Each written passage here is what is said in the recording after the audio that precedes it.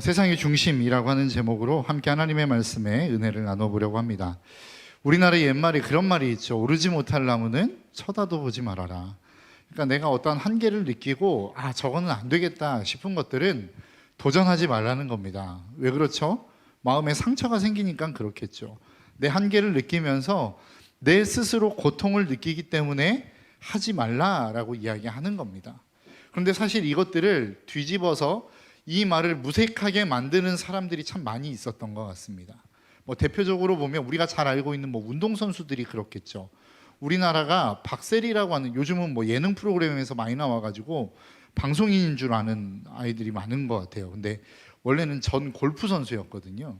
그러니까 박세리라고 하는 골프 선수가 등장하기 전까지 우리나라 골프계에 있어서 세계 무대에서 어떤 성과를 낼 수 있다라고 생각하는 사람은 아무도 없었습니다. 그래서 골프하면 우리나라 대회에서 이런 식 정도였는데, 박세리라고 하는 사람이 등장해서 여자 메이저 대회에서 우승을 하면서부터 우리도 할 수 있네 라고 하게 된 겁니다. 그래서 많은 사람들이 뒤따라서 골프를 했고 또 세계 대회에서 성과를 내는 일들이 많이 생겨나게 됐다라고 하는 겁니다. 비단 골프뿐만 아니라 야구에서도 마찬가지겠죠. 박찬호라고 하는 선수가 등장하면서 메이저리그를 가게 됐고, 우리가 잘 알고 있는 피겨의 여왕 김연아도 마찬가지였습니다. 김연아라고 하는 선수가 등장하기 전까지 우리나라가 세계대회에서 피겨스케이팅으로 금메달을 딸 수 있을 거라고 생각했던 사람은 아무도 없었을 거예요. 그런데 그 김연아라고 하는 선수가 등장하면서 이제는 김연아를 뒤를 이어서 나오는 유망주다라고 하면 우리는 이제 기대를 갖게 되었습니다. 그게 바로 만일 이 이야기, 오르지 못할 나무가 있으면 쳐다도 보지 말아라 라고 하는 이 말을 모든 사람들이 수용해서 그냥 우리의 자리에 안주해버렸다고 한다면, 오늘날 우리나라가 골프에 있어서 세계적인 나라, 야구에 있어서도 메이저리그를 보낼 수 있는 나라, 피겨 스케이팅에 있어서 어떠한 세계적인 스타를 배출할 수 있었던 나라는 아마도 될 수 없었을 것 같다라고 하는 생각을 해봅니다. 우리 전반적인 이런 모든 일들은 우리 전반적인 사회에 있어서의 어떤 일들을 일으키는 것 같습니다. 제가 고등학교 다닐 때만 해도 여러분, 선생님에게 대드는 것은 거의 상상도 할 수 없었던 일이었습니다. 제가 고등학교 때 있었던 일인데요. 선생님이 갑자기 수업을 하시다가 한 학생을 딱 제 친구를 지명했습니다. 그리고 부르시더라고요. 그러더니 이유도 얘기하지 않고 때리기 시작했습니다. 체벌을 가하기 시작했는데, 이거는 체벌을 뛰어넘어 거의 구타였습니다. 한 10분 동안 두드려 팼거든요. 그럼에도 불구하고 거기에 토를 다는 사람이 한 사람도 없었습니다. 그게 제 고등학교 때 일이었거든요. 근데 요즘 그런 일이 일어나면 어떻게 되겠습니까? 말도 안 되겠죠. 일어날 수 없는 일이 그때는 일어난 겁니다. 이러한 현상들이 사실 우리의 신앙생활 안에서도 일어나고 있는 것 같습니다. 여러분, 우리는 우리의 삶 가운데 분별해야 된다라는 이야기를 하지 않습니까? 여러분, 뭘 분별해야 되나요? 하나님의 말씀과 내 생각을 분별해야 됩니다. 그러니까 이게 진짜 하나님의 말씀인지 아니면 내 생각과 사람의 가치가 들어가 있는 생각인지를 우리는 분별할 수 있어야 됩니다. 성경에도 분명하게 그것들을 이야기합니다. 고린도전서 7장에 보면 결혼에 대한 이야기를 하거든요. 그런데 분명하게 하나님이 명령하신 것과 바울이 권면하는 것에 대해서 구분해서 이야기합니다. 고린도전서 7장 10절과 12절의 말씀이죠. 결혼한 사람들에게 말합니다. 나는 나의 말이 아니라 주님의 명령입니다. 아내는 남편과 헤어지지 말아야 합니다. 만일 헤어졌거든 재혼하지 말고 그냥 지내든지, 그렇지 않으면 남편과 화해해야 합니다. 그리고 남편도 아내를 버리지 말아야 합니다. 그리고 난 다음에 12절에 뭐라고 이야기하냐면, 그 밖에 사람들에게 말합니다. 이것은 나의 말이요 주님의 말씀은 아닙니다. 그러니까 무슨 이야기예요? 하나님이 우리에게 명령하신 것들이 있다라는 거예요. 그리고 그 명령 가운데서 그 하나님의 명령을 제외한 사람의 생각이 들어간 권면이 있다는 겁니다. 그러니까 우리는 이것들을 분명하게 분별해야 돼요. 왜 분별해야 되나요? 하나님의 명령에 대해서는 우리가 거부할 수 없는 겁니다. 우리가 지난 시간에 살펴봤던 것처럼 하나님이 우리에게 명령하셨다라고 하는 것은 우리에게 있어서 선택의 여지가 없는 겁니다. 이거는 무조건 그냥 따라가야 되는 거예요. 노할 수 없는 거예요. 고민할 수 없는 거예요. 생각할 수 없는 거란 말이에요. 그런데 권면이라고 하는 것은 그렇지 않습니다. 권면이라고 하는 것에 대해서는 내가 좀 생각해보고 어떤 것이 더 좋은지, 어떤 것이 더 합리적인 것인지를 생각해서 내가 취사 선택할 수 있는 부분이라는 거예요. 그렇기 때문에 우리의 인생 가운데 하나님의 말씀과 그렇지 않은 것들, 권면은 우리가 분명하게 구분 지어야 된다라는 겁니다. 그래서 하나님의 명령이라고 한다면 우리는 그 명령을 무조건적으로 따라가야 될 의무가 우리 가운데 있는 겁니다. 반면에 하나님의 권면이라고 하는 것은 어느 정도 고민해 볼 수 있고 생각해 볼 수 있고 내가 취사 선택할 수 있는 영역이란 말이죠. 오늘 본문에서는 무엇을 이야기하고 있냐면 하나님께서 우리에게 말씀하시는 그 모세가 하나님의 명령을 따라 바로를 만납니다. 그리고 바로에게 가서 하나님의 말씀을 전하죠. 하나님의 명령을 전하고 그리고 나오면서 그 많은 사람들, 그 힘들고 어려운 일들이 이스라엘 백성들에게 가중되기 시작합니다. 그때 이스라엘의 지도자들이 바로를 찾아갑니다. 그리고 난 다음에 그 바로를 만나서 있었던 일들, 그리고 그 바로를 나오면서 모세와 아론을 향하여 이야기하는 내용들이 담겨 있는 것이 바로 오늘 본문의 말씀이라는 겁니다. 여러분 한번 생각해 보시겠습니까? 우리가 하나님의 명령 앞에 순종했어요. 그러면 그 순종 가운데 우리가 무엇을 기대하죠?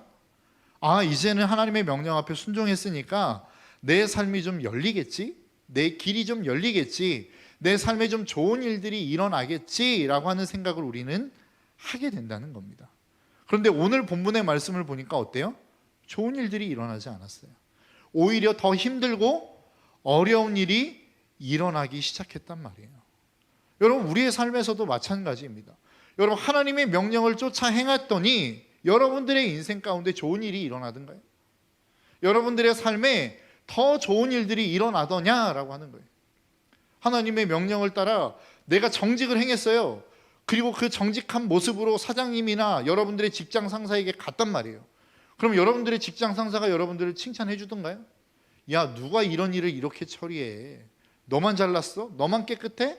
라고 하는 핀잔이 돌아오더란 말이죠. 우리의 인생 속에는 하나님의 명령 앞에 순종했다라고 해서 늘 좋은 일이 일어나지 않더라라고 하는 겁니다. 오늘 본문도 마찬가지예요. 이스라엘 백성들이 하나님 앞에서 순종해야 돼요. 그런데 순종하려면 어떤 일을 겪어야 됩니까? 더 그 노동이 가중되어지는 어려움과 아픔을 겪어야 된단 말입니다. 우리의 인생도 마찬가지예요. 하나님이 명령하시는 그 명령을 쫓아 살아간다고 해서 우리의 삶에 청사진이 펼쳐져 있지 않다라는 거예요.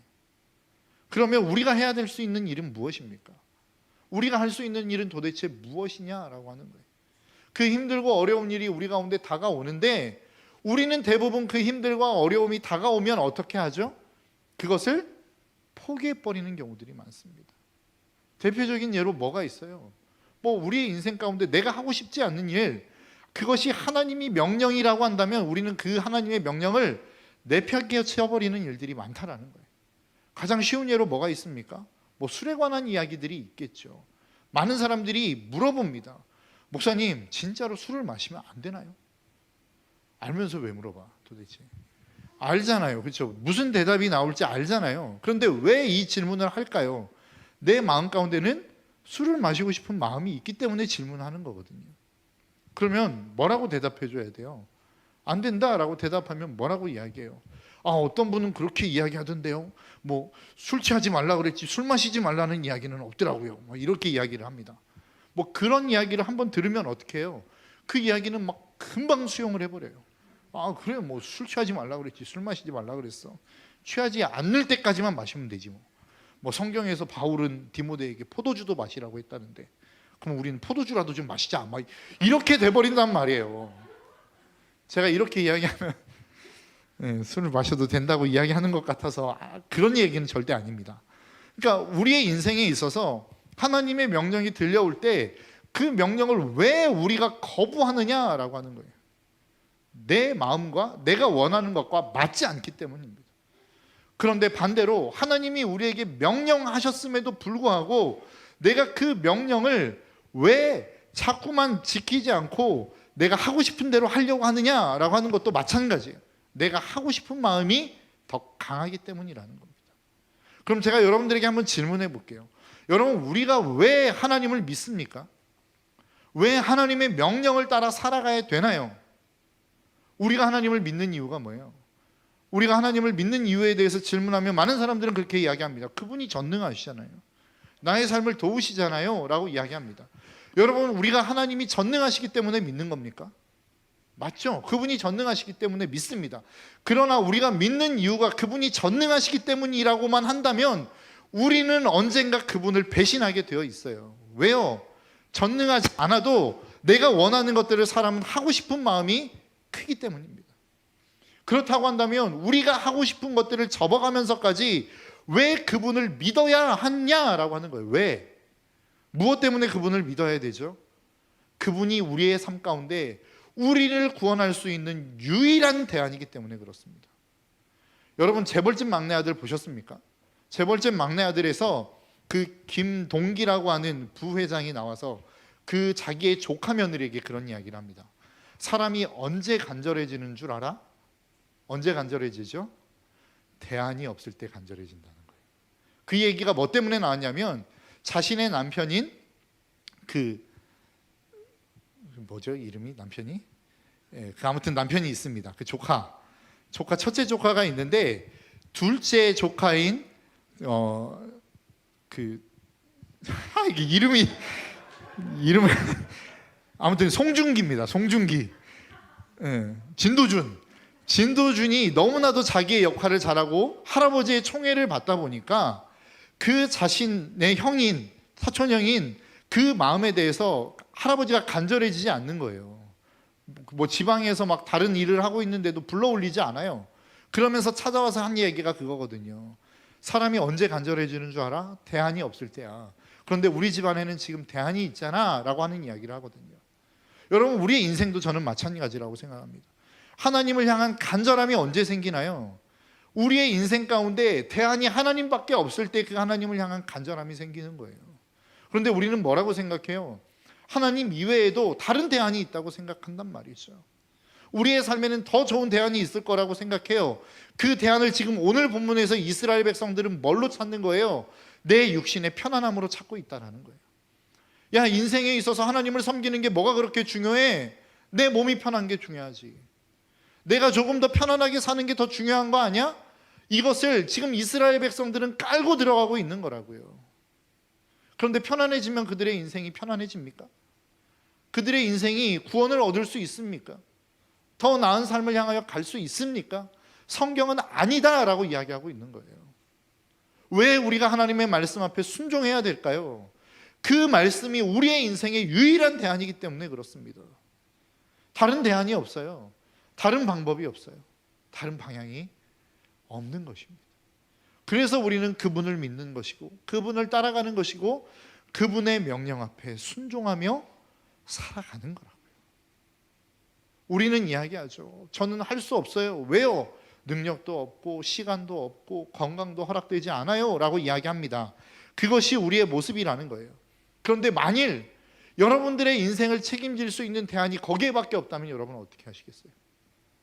많은 사람들이 이야기하죠. 질병에 걸리는 사람들, 정말로 많은 사람들이 시한부 인생을 선고받는 질병에 걸리는 사람들은 어떻게 합니까? 자신의 직장을 내려놔요. 자신이 좋아하는 모든 것들을 다 내려놔요. 왜요?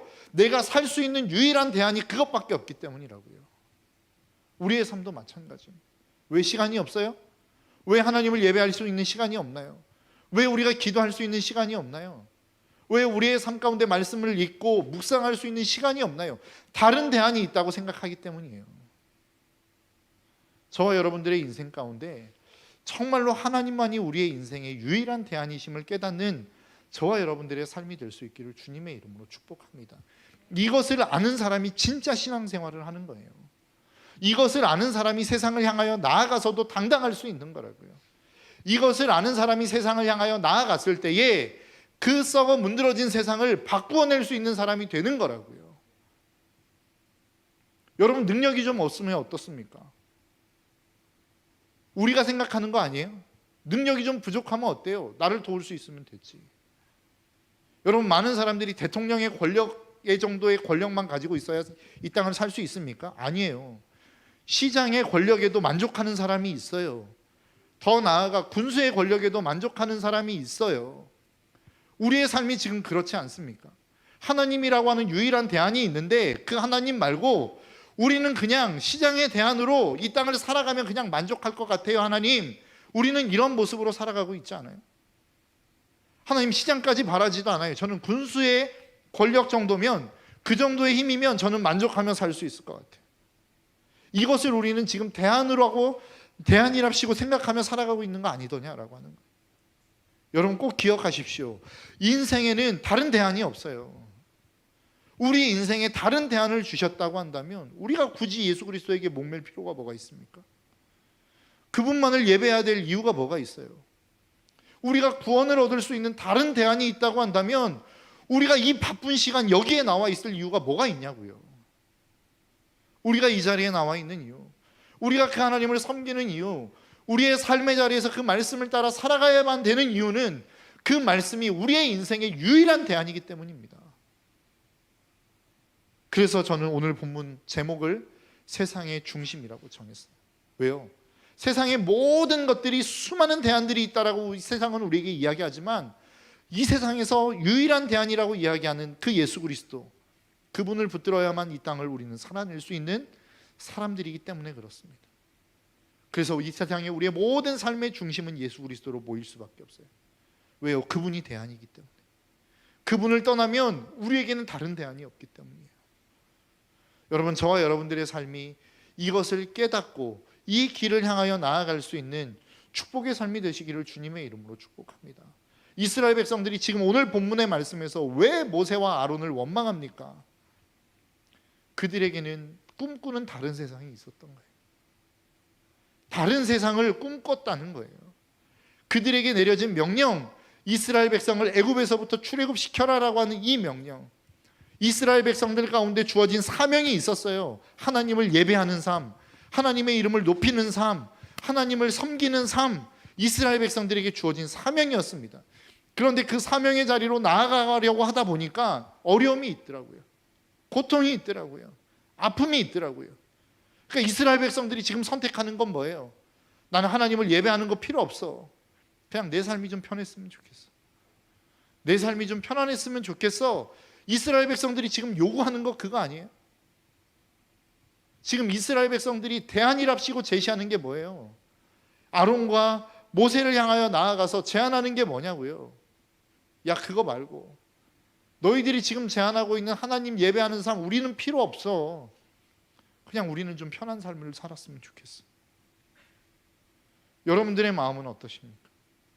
하나님을 섬기러 나오신 여러분들의 마음가짐은 지금 어떠신가요? 지금 하나님을 찾고 있는 이유가 무엇인가요? 이스라엘 백성과 같이 내가 조금 더 성공한 삶, 내가 조금 더 편안한 삶, 내 인생에 있어서 조금 더 높은 위치로 올라가는 삶을 꿈꾼다라고 한다면 우리는 지금 이스라엘 백성들의 위치에 서 있는 거라고요.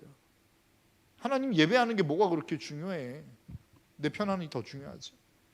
하나님을 섬기는 게 뭐가 그렇게 중요하냐고. 지금 내가 당장 힘든데. 그런데 모세와 아론은 그렇지 않았다고요. 그들의 인생의 중심에는 언제나 늘 하나님의 말씀이 있었어요.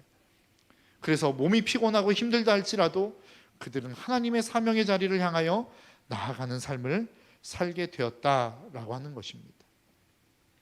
말씀을 준비하다 보니까 루터라고 하는 사람, 마틴 루터라고 하는 사람이 검색이 되더라고요. 그런데 저는 마틴 루터가 정말로 건강해서 그 종교개혁을 이룬 줄 알았어요. 그런데 어떤 말씀을 이렇게 찾아보고 자료를 찾아보다 보니까 그런 글이 있더라고요. 루터의 일생은 만스펠트와 할레를 거쳐 1월 28일 아이슬레벤에 도착했다. 루터는 점점 더 건강이 악화되어 갔지만 설교했다.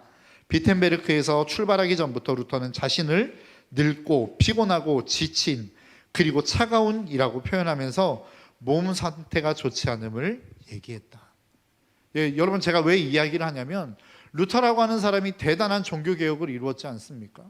근데 그 종교개혁을 이루는 루터 자신을 바라보면 루터 자신 스스로가 자신을 바라볼 때 초라하기 그지 없었다는 거예요. 자신은 늙고 병들고 늘 아프고 차가운 인생을 살아갔다라고 자기가 자기 스스로에 대해서 평가하는 내용이에요. 그럼에도 불구하고 루터는 어떻게 했어요? 자기의 갈 길을 갔단 말이에요. 저는 이게 그리스도인의 삶이라고 생각합니다. 하나님이 우리에게 주신 사명의 길을 향하여 가면 우리의 삶 가운데는 내 초라함이 보이게 되어 있어요. 내 연약함이 보이게 되어 있어요. 내 한계가 보이게 되어 있어요. 그런데 그리스도인이 다른 이유는 뭐예요? 그것과 상관없이 나는 그냥 주의 길을 가는 거라고요. 그게 그리스도인의 삶입니다. 사명은 그런 거예요. 내가 능력이 있어서 가는 것도 아니고, 내가 건강이 있어서 가는 것도 아니에요. 내가 무엇인가 부한 재물이 있어서 가는 것도 아니란 말이죠. 내가 이 길을 가면 하나님이 나에게 재물을 줄 거라고 하는 약속이 있기 때문에 가는 것도 아니에요. 내가 이 말씀 앞에 순종하면 하나님이 나에게 건강을 주실 거라고 하는 약속이 있기 때문에 가는 것도 아니에요. 그냥 그것이 사명이기 때문에 가는 것이고, 그것이 가야, 그 길을 가야 비로소 내가 살 수 있기 때문에 우리는 그 길을 가는 거예요. 이게 그리스도인이란 말입니다. 이 삶을 가능하게 만드는 건 뭐예요? 예수 그리스도가 내 삶의 중심에 있을 때 비로소 가능한 거예요. 내 삶의 중심에 아닌 외곽에 예수 그리스도가 계시면 우리의 삶은 절대 이러한 삶을 살아낼 수 없습니다. 여러분들의 삶의 중심, 여러분들의 세상의 중심, 여러분들의 세계의 중심에는 누가 계십니까? 예수 그리스도가 아닌 물질이 있다면 여러분들의 삶은 언젠가 하나님을 떠나는 삶을 살아갈 수밖에 없어요.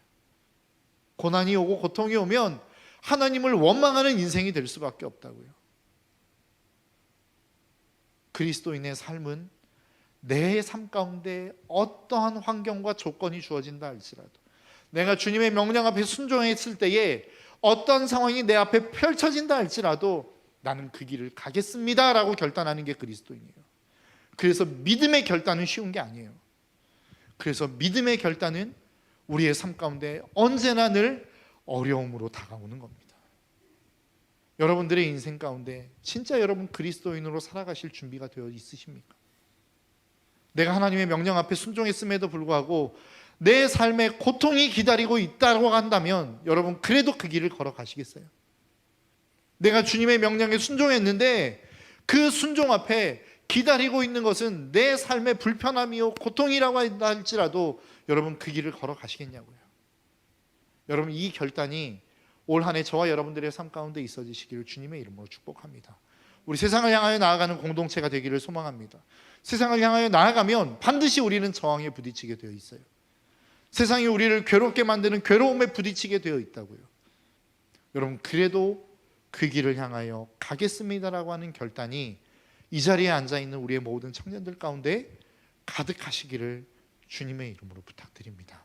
하나님이 여러분들의 삶의 중심에 있을 때, 다른 말로 표현하면 우리가 많이 들었던 표현으로 표현하자면 하나님이 우리의 삶의 주인 되실 때에 비로소 가능한 삶입니다. 저와 여러분들의 삶이 그런 삶이 되시기를 주님의 이름으로 축복합니다. 우리 함께 찬양하며 나아갔으면 좋겠습니다. 주품에 품으소서라고 하는 찬양인데요, 후렴부의 가사가 그렇습니다. 거친 파도 날 향해 와도 주와 함께 날아오르리, 폭풍 가운데 나의 영혼 잠잠하게 주를 보리라. 여러분 꼭 기억하십시오. 그리스도인의 삶은 그 앞에 평안함과 탄탄대로가 놓여있는 삶이 아니에요. 그리스도의 삶은 어떤 삶입니까?